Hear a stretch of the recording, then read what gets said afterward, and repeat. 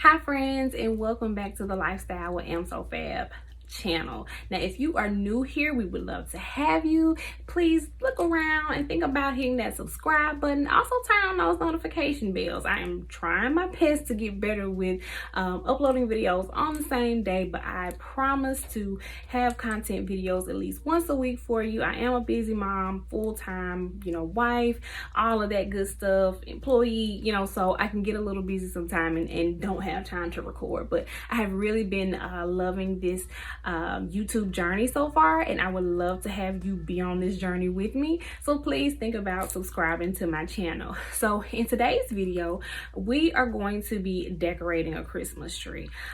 I love Christmas.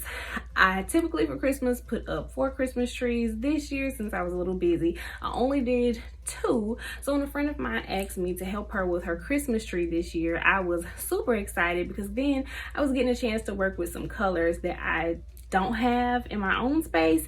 And the thing is, Christmas themes and colors, they change every year, so I was really excited to get a chance to pick out some stuff that I didn't have at my house and get a chance to play around with some different colors. So the colors that she picked were red, green, and gold, which are the traditional holiday colors that I love. I did think to myself, like, once I purchase a home, I'm probably gonna do red because that's really gonna stand out in the front yard. So I want all of my stuff on the front of my house to be red. So I really enjoy being able to play around with those traditional colors. So we're gonna be discussing everything in detail on how I like to design my trees. And of course, no way is the right way or the wrong way. It's just the way that I like to style my trees. So without further ado, let's get to this new video. Okay, so this tree skirt came from the At Home store. It was actually one of the last things that I actually picked up for the tree, but it was cute. Traditional, says Merry Christmas. I think it was only $19.99. These picks that I am going to be placing on the top, and actually most of the items, majority of the items came from Michael's. My friend girl that I was shopping for, she's just kind of like that. Okay, let's get, one store, let's try and get everything we need, and that's it. So even though most of the items did come from Michael's, I did get a chance to shop around a little bit more for her because I had some additional time to shop for the tree. Now, she did request, which is my favorite, a customized tree topper. So we decided to do the picks instead of doing just your traditional tree topper, which I really prefer on my tree. I think it makes it look a little bit more organic. So we picked out 3 different kinds of picks. There were actually there were 3 different shapes, 3 different colors. One was a true gold, then one was a champagne color, and the other one was a cherry red. And I think that red was actually cranberry pick, so that worked out really nicely at the top. Michael's actually has a awesome selection of picks to go at the top of your tree. They have to me, them and Hobby Lobby have one of the best selection of picks, floral stems, which, you can use your regular size floral stems as toppers and picks to go in your tree. So just keep that in mind when you're looking for items. You don't necessarily have to stick to the Christmas section. You can use regular size floral stems as well. They'll fit perfectly and help tie your look together as well.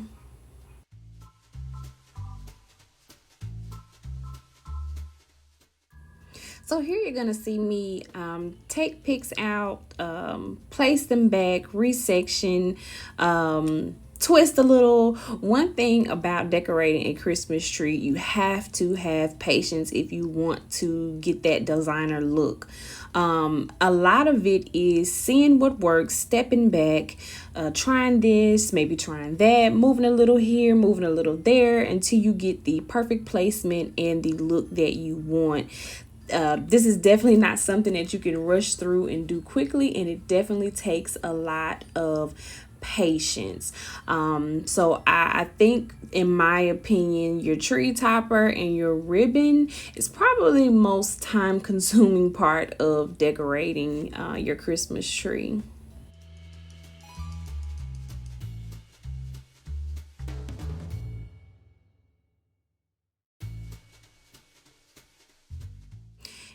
Also, just in case someone is wondering, how do you know how many picks to get? Now, I do a rule of thumb, and my rule of thumb is even numbers. So 2, 4, 6, 8, 10. Anytime I buy picks, even sometimes when I buy ornaments, I definitely try to buy an even amount. That kind of helps balance out your look. Now, I did kind of have, because we didn't start at the beginning of the holiday season shopping, we did start kind of late, so I did kind of have some issues being able to get the even number stems. I know for the bottom, the champagne colored stems at the bottom of the topper, we only were able to get 3 of those, but they were large. They were large and then they fanned out. So I knew that with 3, I would be able to kind of create a look around the bottom of the top of the tree. So I knew that that would work. So shapes play a big part. And then, like I said, I try and stick to even numbers, but then also think about where you're planning on placing the item on the tree, and that will also help you to determine how many you need. But yeah, keep that in mind, the shape of the item, where it's going on the tree, and try and purchase by even numbers.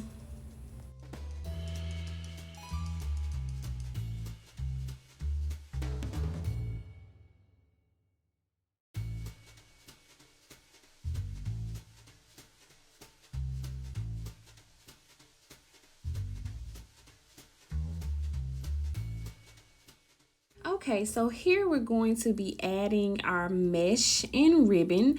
Now this color combination, of course, came from Michael's, the items here.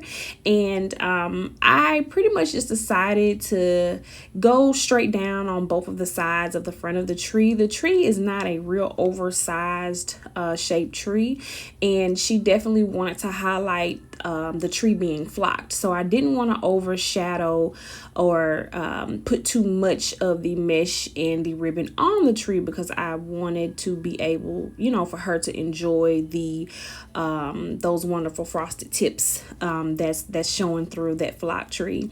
So I definitely kept it kind of stationary in the design that I did, keeping it very simple, very minimal, something that I know that she would definitely enjoy. Also, I did one line going down the back, just because I typically don't do anything on the back of my tree, but hers is in front of the window, and you want the passerbyers to be able to get a little glimpse of the razzle dazzle that's going on the other side of the tree. So we did make sure that we put one on the back side of the tree. And I really love the way the green glistens under the light. It is so pretty. And the ribbon and the mesh color combo really turned out nicely.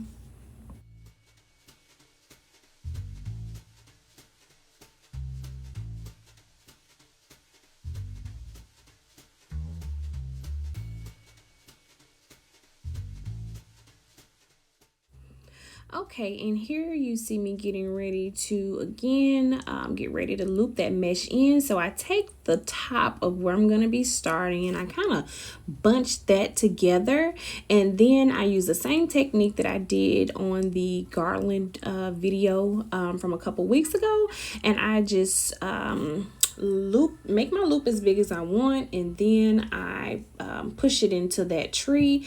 I wrap those branches around that piece of mesh, then I go back and I fluff really quick, and just keep going to make sure that I'm getting that size I want. You want to try and be as consistent with your looping as possible, especially when you're dealing with a tree that is, in my opinion, smaller than 9 feet. You want to definitely kind of make sure your loops aren't too many different sizes, so try and get it as close as possible. And it's actually the same rule of thumb with your ribbon. Same thing, the same process, the same technique for me. And now with the ribbon on my personal tree, I actually left the ends hanging down, and I did it in sections, and I did a nice arrow cut at the bottom of my tree because I kind of wanted to leave it hanging and leave it a bit more exposed, so you can see a little bit more of the design on my personal tree at home. But for this, I just wanted to tuck everything up under the bottom nicely and have that stuffed away so you don't really see it too much. Keep it really uniform.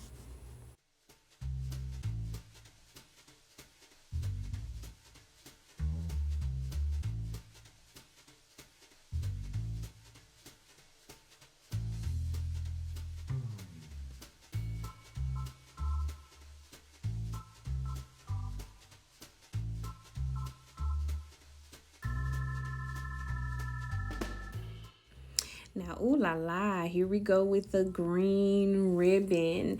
Now, I think this is one of my favorite parts of decorating a tree, because to me, your ribbon that you use, your mesh that you use, it brings your tree to life. And you'll see by the time I get done putting this green ribbon on top of this gold mesh, you are going to see how much more this tree is just literally going to come to life. Now, I did get a little playful with the ribbon placement. I did go directly on top of the gold. However, I kind of twisted the ribbon back and forth just to make it a little bit more interesting, and so it wasn't too uniform. And that's just kind of my spin on that.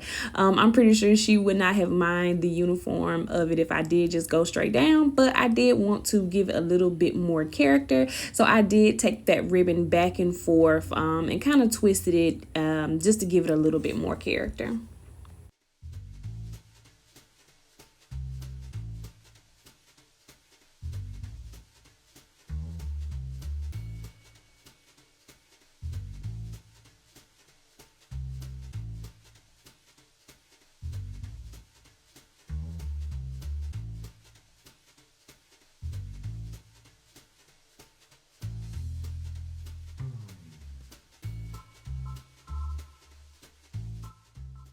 And as you see me doing here, don't forget, as you work, fluff and pull, fluff and pull. I am consistently working to make sure that ribbon and that mesh look absolutely flawless. So to do that, make sure that you are fluffing and pulling that stuff out as you work, so it's easier to work and you get the best result at the end.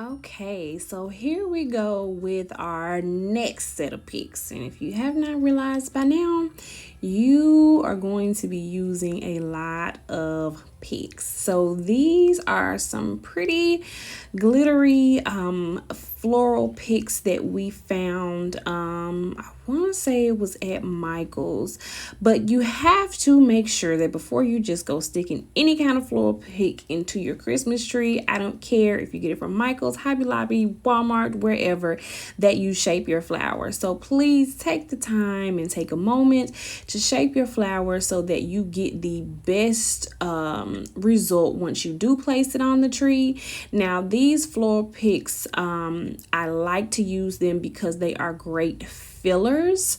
You can fill in some holes and some gaps on your tree if you do use floral picks. Like I said, the biggest thing is making sure that you shape those flowers before you place them in your tree to get the best overall look.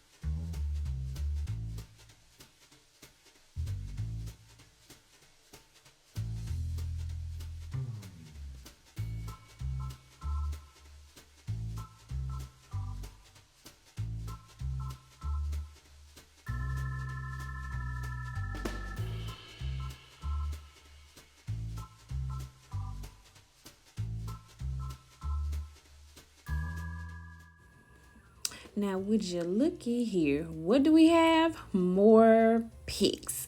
Now, these tree branch picks are going to serve a different purpose than the other picks that we've been using. I like to decorate with branches to this nature, something longer, because you want your tree to be almost have like a three-dimensional look. When you look at a tree in nature, it's not just straight up and down. It has texture. It has branches sticking out from one place to the other. It's not structured, so you get that natural appealing look when you take longer branches and stick them out going further from the tree, and that's going to give it a more three-dimensional, more realistic look to it. So keep that in mind and make sure you get those longer branches as well.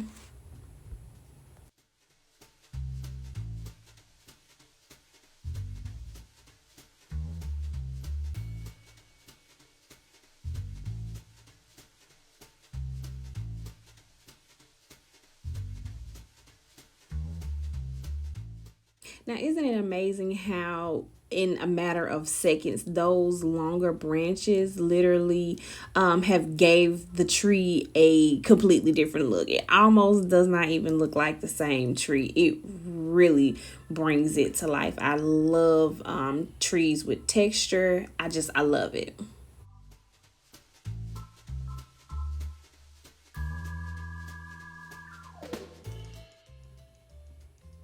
Okay, now this was a extra large ball set that we got from Michael's.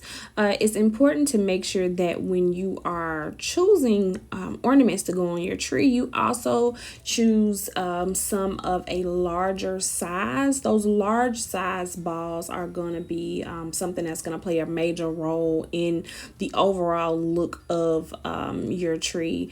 Make sure you get the correct hooks because we picked up the wrong hooks for these balls, but make sure you get the extra long hooks so that you can hang those on. And make sure that when you are putting larger balls on the tree, that you actually put those on the branch and then you kind of push it in the tree. Again, you want to make it look as realistic as possible, and so when you push those balls into the tree, it gives it a more realistic look, and you don't want your balls to look like they're like flying off of your tree. So make sure you push those into the tree and snuggle them nicely on the inside of it.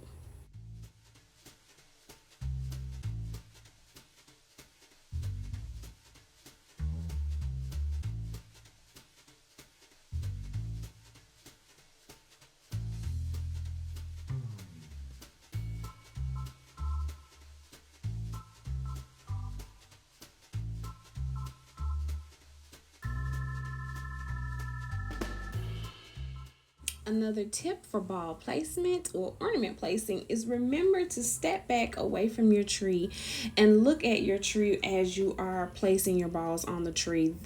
You want to make sure that you, like I said, place your larger ornaments in places that you need to fill spaces. So it's important that you step back and look at your tree as you are decorating. That's really going to help get a more designer look by making sure that you are eyeballing where these need to go and that you are making strategic placement moves when you are decorating your tree.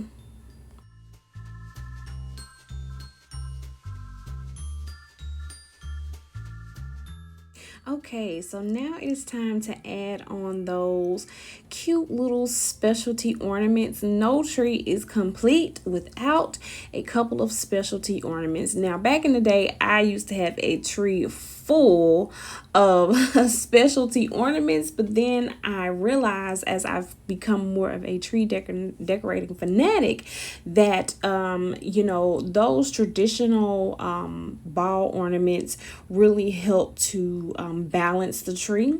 So it is important that you incorporate those specialty ornaments, but that you also make sure that you have enough round ornaments on your tree to help give it an overall nice balanced look. So all of the specialty ornaments that I got, they came from at home. I just believe they have one of the best selections of specialty ornament selections. Now they have everything pretty much spaced out and color coded during Christmas, which I love. It makes it so easy to go in there and actually find what you're looking for because everything is color coded, even though I do typically end up just walking down all of the aisles and being mesmerized and thinking, how can I get this? Or I think I'm going to be changing my color scheme soon. But yes, make sure that you pick up a few specialty ornaments to help really set your tree off and give it a designer look. All right, friends, so that is the decorating your Christmas tree the So Fab way. I hope that you guys were able to pick up a few tips and tricks from this video for next year. Don't forget, you guys, doing this is a work in progress and every year gets better. Thank you guys for tuning in, and don't forget, stay safe. See you in the next video.